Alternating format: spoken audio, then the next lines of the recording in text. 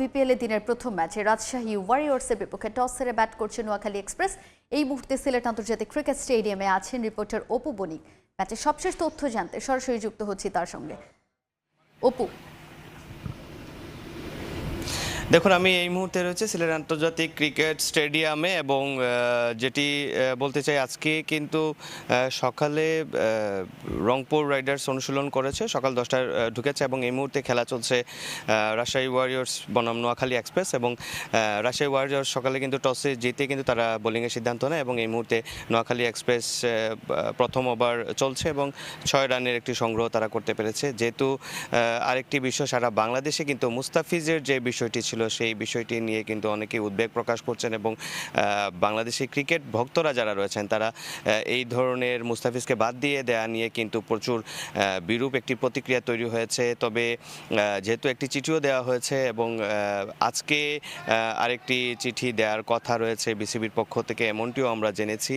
এবং গতকাল আমিনুল ইসলাম বুলবুলও কিন্তু এই নিয়ে কিন্তু সরকারের যারা আছেন এখন দায়িত্বপ্রাপ্ত এদের সাথেও কিন্তু উনি কথা বলেছেন এবং নির্ধারিত সময়ের মধ্যেও তিনি যেমনটি জানিয়েছেন যে বিসিবি তাদের যে সিদ্ধান্ত নিয়েছে সেই সিদ্ধান্তে তারা অটল থাকবে এবং যেহেতু নিরাপত্তার একটি বিষয় রয়েছে সেই নিরাপত্তা বিষয়টিকে মাথায় রেখেই কিন্তু এমন সিদ্ধান্ত নিয়েছে বিসিবি।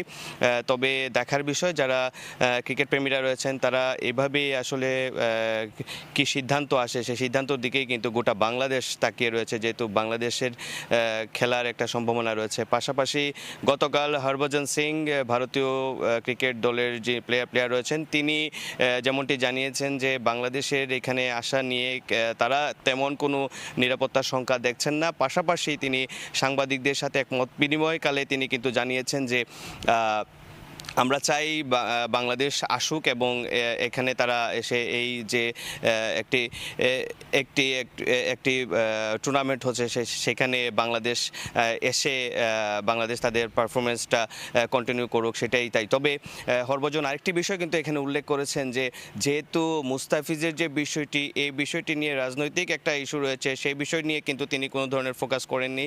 তার একটি কথা ছিল যে বাংলাদেশ এখানে আসবে কি আসবে না সেটা সম্পূর্ণ তাদের বিষয়। তবে তারা যেমনটি চেয়েছেন যে আমরা চাই যে বাংলাদেশ দলের প্রত্যেকে যে মুস্তাফিজুর রহমান সে এসব অংশগ্রহণ করুক এবং বাংলাদেশ দলের যারা আছেন তারাও কিন্তু এখানে আসুক, এই বিষয় নিয়ে কোনো ধরনের শঙ্কা নেই। তবে বিসিবি যেমনটি বলছে, যেহেতু এটি একটি বিশাল একটা ইস্যু রয়েছে এবং নিরাপত্তা শঙ্কা রয়েছে এবং হিন্দুত্ববাদের যে বিষয়টি আছে সেই বিষয়টিও কিন্তু আসলে তারা আমলে নিয়েছেন এবং তারা বলছেন যে যেহেতু মুস্তাফিজকেই ভারত সেই ধরনের নিরাপত্তা দিতে ব্যর্থ হচ্ছে, সেই জায়গা থেকে আসলে বাংলাদেশ থেকে যারা যাবে প্লেয়াররা, তাদের নিরাপত্তা আসলে কতটুকু তারা দিতে পারবে, সেই জায়গা থেকে কিন্তু তারা সেই ধরনের কোনো ধরনের বিবৃতি দেয়নি। এবং পাশাপাশি এই টুর্নামেন্টকে ঘিরে, এই খেলাকে ঘিরেই কিন্তু যারা সাংবাদিকতায় পেশায় রয়েছেন তাদেরও কিন্তু একটা নিরাপত্তা ঝুঁকি রয়েছে। তো সব মিলিয়ে আসলে এই যে একটা অবস্থায় এখন চলছে,